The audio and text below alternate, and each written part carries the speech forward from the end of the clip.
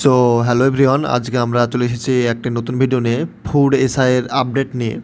তো food SI যে case update সেটা কি হয়েছে সেটা আজকে আমরা জানবো ভিডিওতে পুরোপুরি। অ্যাকচুয়ালি খুবই বাজে অবস্থা, আপনাদের সঙ্গে সেটা শেয়ার করব আমি। আপনারা হয়তো অনেকে আপডেটটা জানেন এবং অনেকে জানেন না, তো সব মিলে এই ভিডিওটা হবে। তো আগামী 30 তারিখ, তো ভিডিওটা চলা যাক, শুরু করা যাক। হ্যাঁ, তো যেটা বলছিলাম, আগামী 30শে সেপ্টেম্বর কিন্তু আমাদের এই শুনানি হয়েছিল। শুনানিতে কোনো কিচ্ছু ডিসিশন আসেনি। তারপরে কী হয়েছিল সেটা আবার নেক্সট হিয়ারিং করা হয়েছিল পরের দিন 1 অক্টোবর, অর্থাৎ গতকাল। তো গতকাল সে কেসটি হলো, যখন ইউটিউবে ভিডিও অ্যাভেলেবেল আছে, আপনারা সার্চ করলে পেয়ে যাবেন ওদের অফিসিয়াল যে কলকাতা হাইকোর্টের ভিডিওগুলো যেখানে পাবলিশ করা হয় সেখানে দেখবেন। তো কেসটিকে কোনো গুরুত্বই দেওয়া হচ্ছে না, এবং যেখানে মানে যে অ্যান্টি কারাপশন পিএসসি বোর্ড থেকে যে আমাদের অ্যাডভোকেট ছিল, তিনিও কেসটিকে ঠিকঠাকভাবে রিপ্রেজেন্ট করতে পারছেন না। তেনার কথার মধ্যে কোনো জোর নেই, কোনো দাবি নেই ঠিকমতো যে আমাদের শীঘ্রই রিক্রুটমেন্ট চাই, শীঘ্রই একটা রায় চাই, আমরা ডেট চাই না। কারণ অনেক অ্যাসপিরেন্টরা বসে আছে এটার দিকে তাকিয়ে, অনেকের ভবিষ্যৎ নিয়ে কথা, অনেকের বয়স হয়ে যাচ্ছে। তো এইভাবে কোনো রিপ্রেজেন্টই নাই। তিনারা মানে ওই বলতে হয় তাই বলছে, এরকম জাস্ট একটা রিডিং পড়ার মতো করে রিপ্রেজেন্ট করছে। তো এটা খুব বাজে অবস্থা একটা। এবং যারা পিএসসি যে দল থেকে আছে তিনারা তো তাদের মতো তাদেরকে ভালো দেখানোর চেষ্টা করছে, কিন্তু যে জাজমেন্ট আছে, যে জাজ আছে, অনারেবল জাজ, তিনার মধ্যেও কোনো নাই, গুরুত্ব দিয়ে দেখছেন এই কেসটি, যে না খুব শীঘ্রই কেসটির কিছু একটা জাজমেন্ট দিতে হবে, ফাইনাল জাজমেন্ট। তো এরকম কোনো ব্যাপার নেই তাদের মধ্যে। তো খুবই একটা হতাশাজনক। তো যেটা হয়েছিল যে যেটা বললাম যে 30 তারিখে তো আমাদের ফার্স্ট হিয়ারিং, মানে ফার্স্ট তো না, অনেক হিয়ারিং চলে আসছে আসতে সেই এপ্রিল মাস থেকে। 30 তারিখে একটা হিয়ারিং হলো, তারপর নেক্সট দিল 1 তারিখ ডেট। কোনো কনক্লুশন আসেনি। কনক্লুশন তো দূরের কথা, কনক্লুশনের আশেপাশেও কোনো কথা আসেনি যে একটা সরি। তো আমরা যে বা সাধারণ যে অ্যাসপিরেন্টগুলো যে একটা আইডিয়া করবো যে কী হতে পারে, রি এক্সাম হবে, কি রেজাল্ট পাবলিশ হবে, কি পার্টিকুলারলি কোনো জায়গাতে হয়তো পরীক্ষাগুলো বাতিল হবে, বা কী হতে পারে, কি শাস্তি হবে, এরকম একটা আইডিয়া করা যায় কোনো একটা কেসের শুনানি দেখার পর। কিন্তু আমাদের এখানে নো আইডিয়া বলা যেতে পারে, মানে কোনো যা ইচ্ছে তাই অবস্থা। কেসগুলো দেখে তো আপনারা খুবই হতাশা হয়ে যাবেন।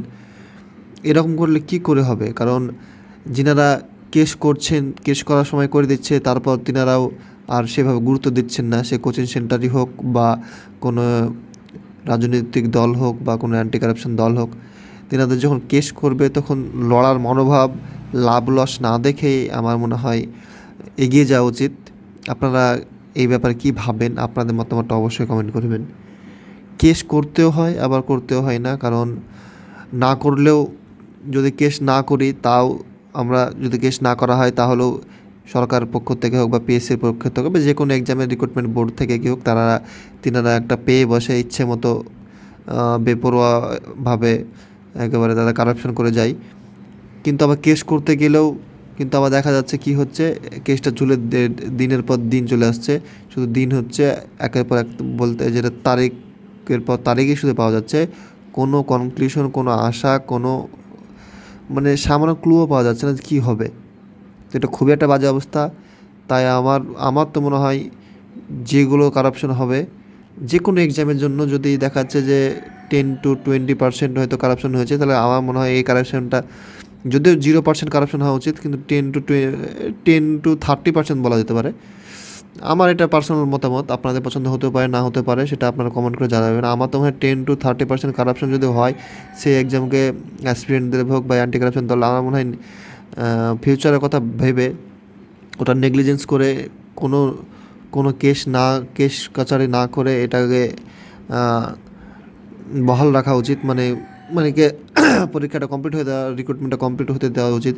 কিন্তু যেখানে দেখা যায় মোর দ্যান দেখা যায় 50% বা 40+% যখন কারাপশন হয়ে যাবে, তখন অবশ্যই কেস করতে হবে। কিন্তু যখন কেস করে আবার বসে থাকলে হবে না যে আমাদের ফান্ড পাচ্ছি না, হ্যাঁ, আমাদের ফান্ড পাচ্ছি না বা আমাদের কোনো টাকা পাচ্ছি না বা কোনো কারো রেসপন্স পাচ্ছি না, সেটা আগে ভাবা দরকার ছিল যে কীরকম ফান্ড। দেখুন আমাদের 12 লাখ যদি এক্সামিনার হয়, তারপর আপনি ভাববেন যে আমি 1 লাখ পেয়ে যাব, আমাদের পেছনে সেটাও পাবেন না। ওই 10,000 20,000, ওই 5,000 10,000 হোক, ওই রকম লোক নিয়েই কেস লড়ার ক্ষমতা রাখতে হবে, তবেই কেস করতে হবে, ওই রকম মনোবলটা রাখতে হবে আমাদেরকে।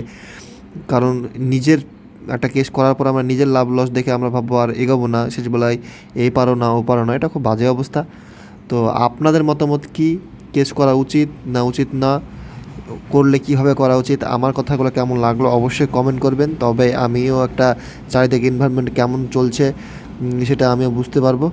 তো আজকে ভিডিওটা এতটাই, এবং আপডেট পেতে অবশ্যই সাথে থাকুন। ধন্যবাদ।